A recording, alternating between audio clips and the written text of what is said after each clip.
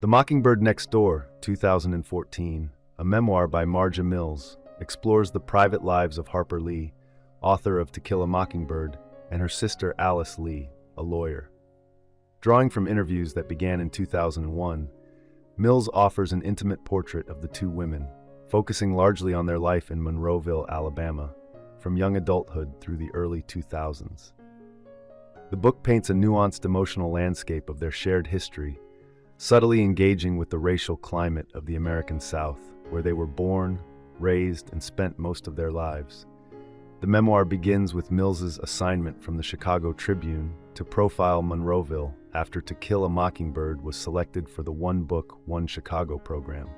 Known for her respectful, boundary-conscious approach, Mills gradually earned the trust of Alice Lee and later Harper Lee, known to her family as Nell. The name Harper, actually her middle name, honored the doctor who saved their sister Louise during childbirth. After leaving the Tribune on disability in 2004, Mills moved into the house next door to the Lees and continued her research throughout 2004 and 2005.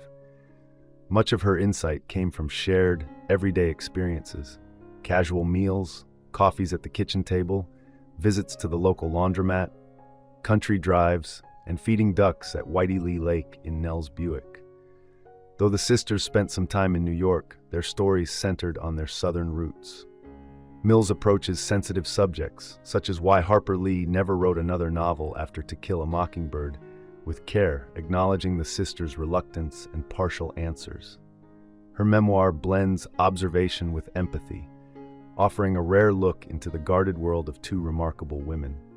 After receiving only partial answers from the Lee sisters, Marja Mills turns to their close friend, Methodist pastor Tom Butts, for further insight. Rather than privileging a single explanation, she weaves together the different perspectives to arrive at a more nuanced, ambivalent conclusion.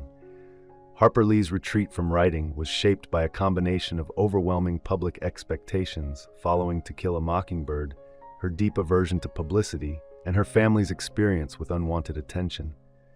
Mills also addresses the recurring speculation about Nell's sexual identity, rumors that persisted despite Lee's insistence on privacy and her silence on the matter. Though uncomfortable, Mills steps outside her usual boundaries to ask both sisters whether they ever dated. Their responses are vague. They acknowledge dating a little, but offer no further detail.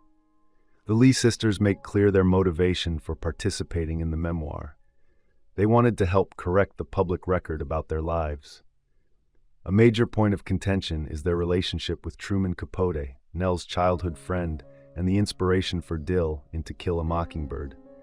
The sisters firmly deny Capote's dramatic claim that their mother tried to drown Nell twice during her childhood.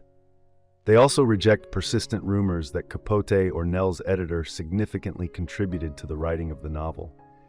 Nell describes her falling out with Capote after helping him research in cold blood, citing his dishonesty, instability, and cruelty. By the time Capote died in 1984, after years of drug abuse, the friendship had long since ended. Nell concludes bluntly that he was probably a psychopath. Written during a period of personal illness, Mills's memoir reflects the emotional labor required to craft an authentic portrait of two intensely private women.